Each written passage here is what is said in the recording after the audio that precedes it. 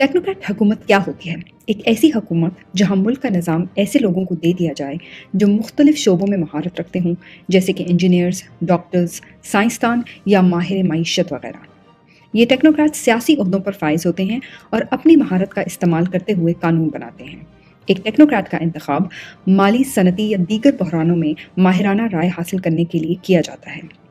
इन दोनों निज़ामों में फ़र्क ये है कि एक टेक्नोक्रेट हुकूमत मुंतखब सियासी अफराद की बजाय मुख्तलिफ शोबों के माहिरीन से बनाई जाती है, जबकि एक जमहूरी हुकूमत अवाम के मुंतखब करदा नुमाइंदों से बनाई जाती है। टेक्नोक्रेट सेटअप पाकिस्तान के मुख्तलिफ अदवार में नाफिज किए गए, जैसा कि 1958 में अयूब खान ने मार्शल लॉ लगाकर टेक्नोक्रेट सेटअप नाफिज किया, जिसमें टेक्नोक्रेट्स को हुकूमती ओहदों पर फाइज किया गया। 1977 में जनरल ज़ियाउल हक ने मार्शल लॉ लगाकर ऐसा ही सेटअप नाफिज किया, जबकि 1999 में दोबारा मुशर्रफ ने भी यही कोशिश की और उन्होंने भी एक टेक्नोक्रेट निज़ाम नाफिज किया। पाकिस्तान में टेक्नोक्रेट सेटअप का मतलब है फ़ौज की पुश्तपनाही और फ़ौजी आमरों के ज़रिए मुसल्लत करदा सदारती निज़ाम। मुल्क चलाने के लिए टेक्नोक्रेट्स की एक टीम को उनके मातहत कलीदी ओहदों पर ले आए। इससे जमहूरियत की अदम मौजूदगी और मुल्क के मामलात चलाने में जमहूरी हुकूमत की नाकामी भी ज़ाहिर होती है। इसका मतलब ये है कि सियासतदान बुरी तरह नाकाम हो चुके हैं और इनमें मुल्क पर हुकूमत करने की सलाहियत ही नहीं है। इसलिए अब हमें ऐसे लोगों को दरामद करने की ज़रूरत है जो मुल्क को बहरानों से निकालने की महारत रखते हों। पाकिस्तान में टेक्नोक्रेट निज़ाम हर बार नाकाम हुआ, क्योंकि पर्दे के पीछे निज़ाम वही रहता था, सिर्फ चेहरे बदलते थे। हुक्मरानी के असूल वही रहते हैं जो करप्ट अशराफिया को एनआरओ देते हैं। इन अदवार में इस टेक्नोक्रेट निज़ाम के तहत जो तरक्की हुई थी वो महज सर्द जंग और दहशत गर्दी के खिलाफ अमरीकी जंग के दौरान अमरीकी कैंप में पाकिस्तान की शिरकत का नतीजा थी। इन अदवार में हमें अमरीका से बेपनाह फंड्स मिले, लेकिन इसका नुकसान ये हुआ कि हज़ारों मासूम पाकिस्तानी शहीद हुए, पाकिस्तान दहशत गर्दों का गढ़ बन गया और इन डॉलरों के बदले हमें उन ताकतों की गुलामी कबूल करनी पड़ी। आलमी सतह पर टेक्नोक्रेट सियासी जमातों का हिस्सा बनते हैं, पार्लियामेंट के रुकन बनते हैं और फिर काबीना का हिस्सा बनते हैं, लेकिन हमारे मुल्क में टेक्नोक्रेट सियासी जमातों में शामिल नहीं होते और ना ही इन्हें अवाम ने जमहूरी तरीके से मुंतखब किया होता है। इन्हें ज़्यादातर मार्शल लॉ के दौरान आमरों की मदद करते देखा गया है।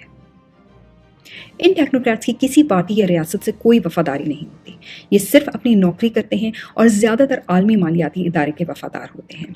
पाकिस्तान की तारीख बताती है कि एक गैर नुमाइंदा मशीर कौमी मफादात पर ज़ाती मफाद को तरजीह देते हैं और बैनुल अक़वामी दबाव के सामने झुक जाते हैं।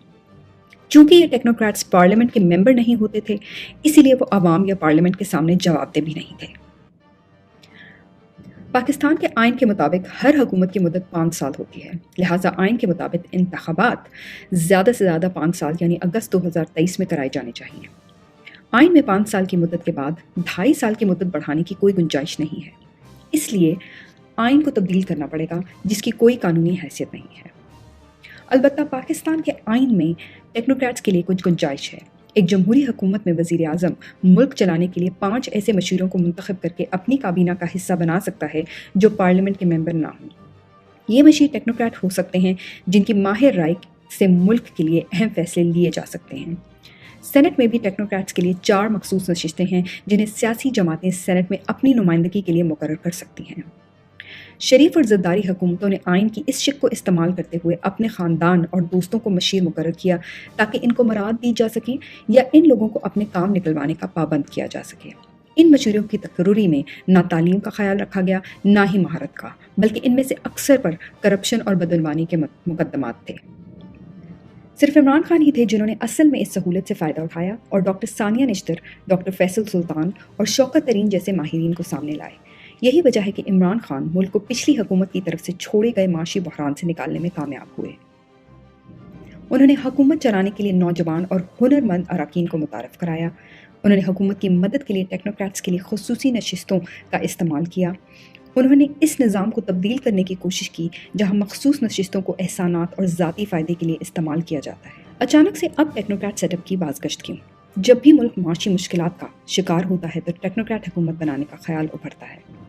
मौजूदा हुकूमत में 80% काबीना ज़मानत पर है।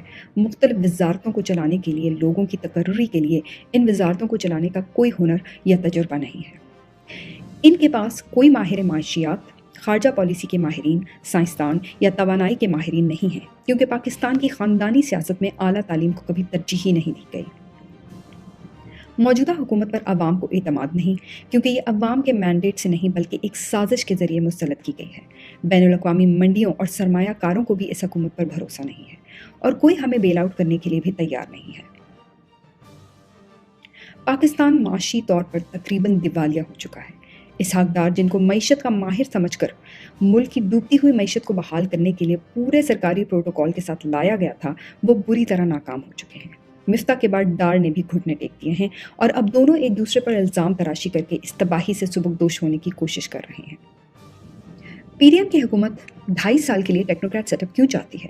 وہ اس لیے کہ ان کو الیکشن کا خوف ہے، کیونکہ عمران خان کی پارٹی تمام سرویز، پولز اور ضمنی انتخابات میں جیت رہی ہے۔ ان کو این آر او کے الٹ جانے کا بھی اندیشہ ہے، کیونکہ عمران خان واپس آتے ہی سب کے لیے احتساب کا عمل دوبارہ شروع کر دیں گے۔ پی ڈی ایم کی حکومت کی طرف سے پیدا ہونے والی معاشی گندگی کو صاف کرنے کے لیے مشکل فیصلے لینے سے بھی خوفزدہ ہے، کیونکہ وہ پہلے ہی انتہائی مہنگائی کی وجہ سے اپنا ووٹ بینک کھو چکے ہیں۔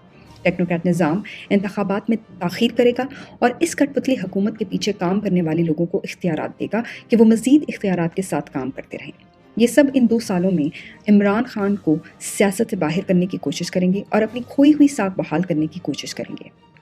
ٹیکنوکریٹ حکومت لانے کا مقصد یہ بھی ہو سکتا ہے کہ امریکہ افغانستان میں اپنا غلبہ قائم رکھنے کے لیے پاکستان میں اپنی پسند کا سیٹ اپ لائے۔